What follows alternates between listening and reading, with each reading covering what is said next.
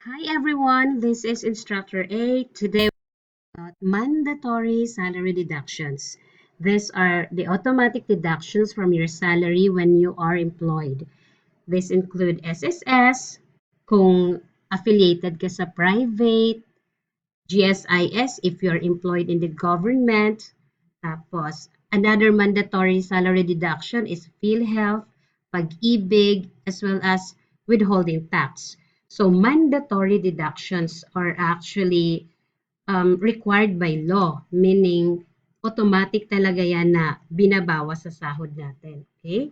As you can see in the figure, salary deductions are divided into two types. We have mandatory deductions and non-mandatory deductions. But ang topic na to ay nakafocus po sa mandatory deductions. Again, ang topic na to ay nakafocus lang sa mandatory deductions. The SSS, ang counterpart nito ay GSIS, hindi lang dito nasulat or nasama sa figure. PhilHealth, Pag-ibig for housing and savings, and withholding for income tax. May kanya-kanyang purpose yung mga yan. Meron niyang mga nilalaan kung para saan, like SSS or GSIS for your retirement and social benefits and etc. Okay? So, here is the comparison table with other mandatory deductions. Medyo kapag tiningnan nyo to, mahirap siyang intindihin. Especially sa mga students ko. Pinresent ko to sa kanila. Of course, ano yan, ma'am? Okay? Iisa-isahin natin yan pag-solve mamaya. But let's talk about SSS. First, let's compare the SSS. Focus tayo din dito sa employee share kasi siniset natin yung mind natin as employee. Magkano nga ba ang dinededuct sa atin or magkano ang ating contribution share. Sa SSS, binabawasan tayo ng 5% ng ating basic salary. Pero, ang pinaka-maximum na ibabawas sa inyo ay 1,750. That is because merong ceiling ang SSS. May hangganan kumbaga. SSS stands for Social Security System and it provides retirement and social benefits for employees in the private sector. Okay, may ceiling na 35,000. This means kahit mas mataas pa ang sahod mo, hanggang 35,000 pesos lang ang base na ginagamit sa computation. Just like PhilHealth as well. Kahit gaano kalaki ang sahod mo because meron naman talagang sumasahod ng 120,000 a month, 150,000 a month. So kahit gaano pa kalaki ang sahod mo, ang PhilHealth contribution ng employee ay 2,500 maximum. Another thing is the Pag-ibig. May ceiling din siya na 10,000 pesos. Kahit gaano pa, may ceiling talaga. Kahit gaano pa kalaki ang salary mo, naka 200 pesos lang tayo maximum contribution sa Pag-ibig. But here comes the GSIS po. Wala siyang ceiling, blanco dito na part. Kahit magkano ang sahod mo, talaga tatanggalan or kakaltasan ka ng 9%. Ano-ano ba itong mga 15, 21, 5, and 2%? Yan ang kabuuan. Pero dinidivide kasi yan ng iyong employer or ng iyong amo. Just like the SSS, 5% yung manggagaling sa'yo, 10% yung manggagaling sa iyong boss. Okay? GSIS, 21% total. Pero 9% lang yung manggagaling sa'yo, 12% yung sa employer. Next, PhilHealth, 5% total salary ang contribution. Pero tigto 2.5 kayo ng iyong boss or ng iyong employer. Pag-ibig, 200 pesos maximum. Okay? So let's try to solve any problems. Pero unahin muna natin ang SSS, naka-blue part. Take note, SSS for private employee, 5% pero may ceiling na 35,000 pesos. Example, Juan works in a private company and earns 20,000 per month. Compute Juan's SSS employee share. So magkano kaya? Pasok kaya siya sa ceiling na 35,000 pesos? Hindi po. Kasi 20,000 pesos lang ang kanyang salary. All you have to do is to multiply 20,000 by 5% kasi yun lang naman ang contribution mo. Therefore, Juan, ang contribution ni Juan ay 1,000 pesos lang. Yun ang ikakaltas sa sahod ni Juan. SSS contribution. Next example. Maria, a bank teller, earns 40,000 pesos per month. Compute her SSS employee share. Kung ang ginawa nyo ay 40,000 times 5% which is equivalent to 2,000, then you are wrong. Bakit kami wrong, ma'am? Sabi mo po 5%. Yes po, pero nga may ceiling tayo. Hanggang 35,000 lang ang basehan ng ating computation when it comes to SSS. So dapat ang ginawa nyo ay 35,000 pesos pa rin times 5%, and that is equivalent to 1,750. Yun lang ang contribution ni Maria monthly. Okay? Nakasabi ko lang kanina na regardless of your salary, basta naging 80 yan or tumaas, basta tumaas lang siya ng 35,000. Sa 35,000 pa rin tayo manggagaling. Next, GSIS or for government employees, no ceiling. Babawasan ka ng 9% ng iyong basic salary kahit magkano yan. Okay? So example, Mrs. De La Cruz is a public school teacher who earns 35,000 pesos per month. How much will be deducted from her salary as her GSIS employee share? Magkano, ilang percent kaya sabi ko? 9%. So just multiply the basic salary which is 35,000 by 9%.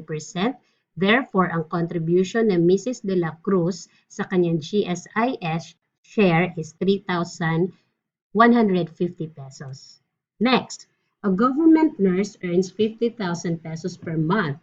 How much is her GSIS contribution? And again, just multiply the basic salary by 9% kasi yun lang naman ang hinihingi ng GSIS sa kanyang mga employee. So the contribution is 4,500 and opo, kinakaltas po yan talaga sa inyong sahod and that's mandatory. Hindi ka pwede mag-no. Next, PhilHealth and Pag-ibig deduction. PhilHealth and Pag-ibig deduction, naka-blue dito kasi again, set your mind as an employee. Tigto 2.5% kayo ng iyong amo or yung maximum mo ay 2.5 lang kasi may ceiling ang PhilHealth. Ang Pag-ibig naman may ceiling din na 200 pesos max kapag ang salary mo ay 10,000 above. Okay, so example, Mr. Cruz is an engineer earning 120,000 pesos per month. Compute his PhilHealth and Pag-ibig employee contribution. Okay? So, if ang ginawa niyo sa PhilHealth ay 120,000 times 2.5% kasi sabi ko nga na tigto 2.5% ng boss nyo, ay mali po kayo doon. Dahil may ceiling nga po, ayan 100,000. So, dapat ang ginawa nyo dyan, 100,000 times 2.5%. And that's 2,500. And again, yun lang talaga ang maximum share ng mga empleyado sa PhilHealth. And the Pag-ibig ay naabot niya, lumagpas siya sa ceiling, no? So, 200 pesos automatic. Actually, dito talaga tayo nag-base sa ating PhilHealth contribution table. Ayan, no? Ceiling 100. 10,000 floor. Ma'am, bakit may floor? Tapos bakit may ceiling? Ang 10,000 floor class, kahit mababa yung sahod mo sa 10,000, still 250 pa rin yung babayaran mo. Let's say 8,000 pesos ka lang monthly. Dito ka pa rin belong. Kakaltasan ka pa rin ng PhilHealth ng 250. Yun naman ang ibig niya sabihin dyan. Okay? So withholding tax, ito ang medyo matrabaho at ito ang medyo nakakalito sa part ng iba. Kapag ang kita mo ay 250,000 below, by the way, this is annually, so exempted ka sa tax. Wala kang tax. Kapag ang kita mo ay nasa 250 but not over 400,000, itong formula daw na to ang gagamitin, 15,000 of the excess over 250,000. Kapag ang sahod mo naman annual annual, so 12 months. Kapag ang sahod mo naman ay over 400,000 pero hindi over 800,000, ang formulang gagamitin mo sa pag-compute ng withholding tax ay 22,500 plus 20% of the excess over 400,000, etc., etc., pababa na po yan. So let's try to compute. Mr. Cruz earns 30,000 per month. Compute his annual income and annual withholding tax. So, of course, ang nasa table natin kanina ay annually. So, dapat itong 30,000 gagawin muna nating annual. 30,000 times 12 equals 360,000 annually. And as you can see here, in the withholding tax table, nabilong po siya dito sa pangalawang row. Ayan, dito makikita ang 300,000 kasi in between 250,000 to 400,000 siya. So, ang formula na gagamitin to compute the withholding tax is 15% of the excess over 250,000. Just subtract the annual tax, which is 360,000, minus itong nandito na 250,000. That gives you 110,000 pesos. Multiply that by 15%. Kasi nakalagay dito 15% daw. So, 110,000 pesos times 15%, it is 16,500 annually yan. So, ito kinakaltas sa kanya annually. Imagine niyo naman kung ang sahod mo ay 30,000 tapos kakaltasan ka ng 16,500 monthly. It's impossible. Baka magwala ka na niyan. So, divide by 12. That will give you 1,375 monthly. Ayan.